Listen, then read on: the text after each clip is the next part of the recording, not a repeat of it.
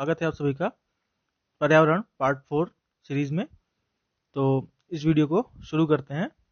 ये video UP TET, super TET और UP PCS prelims के लिए बहुत महत्वपूर्ण है। वीडियो पूरा देखें। और वीडियो शुरू करने से पहले आपसे रिक्वेस्ट है कि चैनल को सब्सक्राइब कीजिए, वीडियो लाइक कीजिए और दोस्तों के साथ शेयर कर दीजिए। आइए वीडियो शुरू करते हैं। पहला प्रश्न है, एल्बिडो क्या है?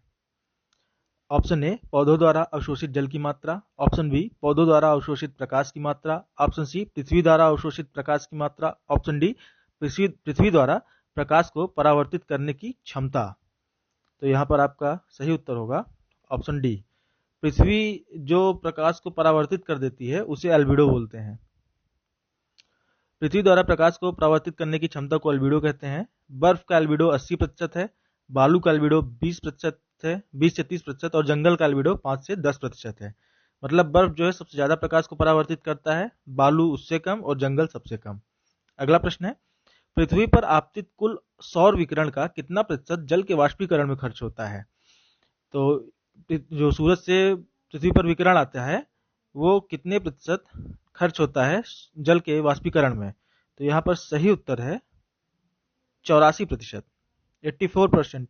पृथ्वी पर आपतित कुल सौर विकिरण का 84% जल के वाष्पीकरण में खर्च होता है। शेष 14% वायुमंडल को गर्म करने में और 1% पौधों द्वारा इस्तेमाल होता है।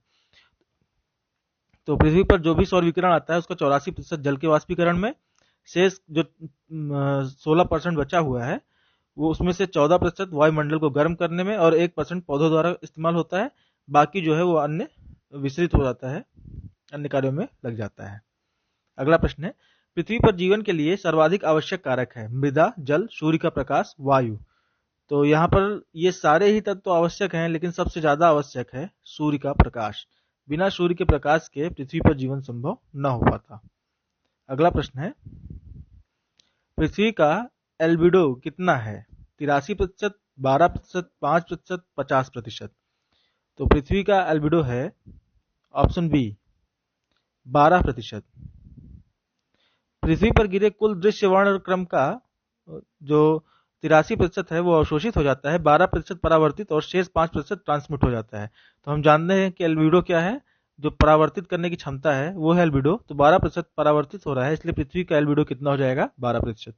अगला प्रश्न है, सौर स्पेक्ट्रम के दृश्य भाग की तरंग दैर्घ्य की क्षेत्र सीमा क्या है? तो सौर स्पेक्ट्रम के दृश्य भाग की तरंग दैर्घ्य की क्षेत्र सीमा है 3900 से 7600 एंगस्ट्रॉम। आप कहेंगे ये फिजिक्स का क्वेश्चन है। जी बिल्कुल, ये फिजिक्स का क्वेश्चन है, लेकिन पर्यावरण ऐसा सब्जेक्ट है जिसमें आपको विज्ञान, भूगोल और बायोलॉजी, ये 3 सब्जेक्ट के प्रश्न बहुतायत में मिलेंगे।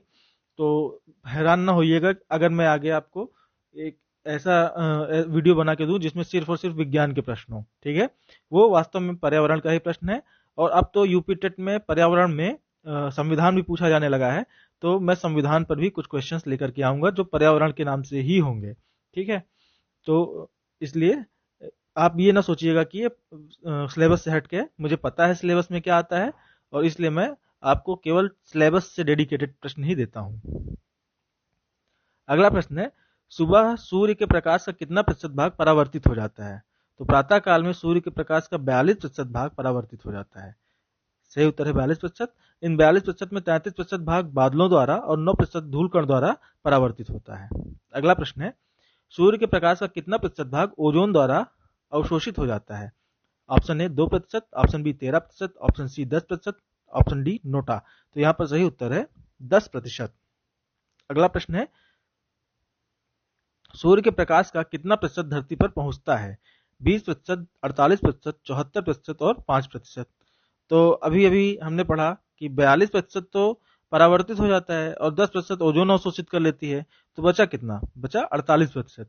यही होगा इस प्रश्न का सही उत्तर। अगला प्रश्न है, वनाच्छादन की तीव्रता वनाच्छादन प्रकाश की तीव्रता डॉट डॉट डॉट करता है, रिक्त स्थान की पूर्ति करना है। ऑप्शन ए कम, ज्यादा, कोई प्रभाव नहीं डालता, संतुलित करता है। तो यहाँ उत्तर है कम करता है। वन जितना ज्यादा होगा वो प्रकाश की तीव्रता को उतना कम कर देगा। वनाच्छादन प्रकाश की तीव्रता को कम करता है। अगला प्रश्न है, औद्योगिक क्षेत्र में प्रकाश की तीव्रता रिक्त स्थान होती है। तो रिक्त स्थान पे आपको भरना है। ऑप्शन ए कम, ज्यादा, कोई प्रभाव नहीं, परावर्तित हो जाता है। तो यहाँ पर कम और परावर्तित हो जाता है, ये दोनों हो सकता है। परावर्तित हो जाने के कारण ही औद्योगिक क्षेत्र में प्रकाश की तीव्रता कम हो जाती है। ठीक है, तो यहाँ पर प्रदूषण होता है जिसके कारण परावर्तन होता है और प्रकाश की तीव्रता कम हो जाती है। तो यहाँ पर ए और डी दोनों ऑप्शन संभव हैं। आप जो अगर मुझसे पूछा जाए क्या मारेंगे, तो मैं कहूंगा कि ये प्रश्न विवादित है, इस पे कॉमन मार्किंग हो जानी चाहिए, लेकिन फिर भी मैं ए को ज्यादा सही उत्तर मानूंगा। तो इस वीडियो में इतना ही। अगर वीडियो आपको अच्छा लगा है तो दोस्तों के साथ शेयर कीजिए और चैनल सब्सक्राइब कर लीजिए। अगर आप कुछ सुझाव देना चाहते हैं तो हमें इस व्हाट्सएप नंबर पे कांटेक्ट कर सकते हैं। वीडियो पूरा देखने के लिए धन्यवाद। Signing out.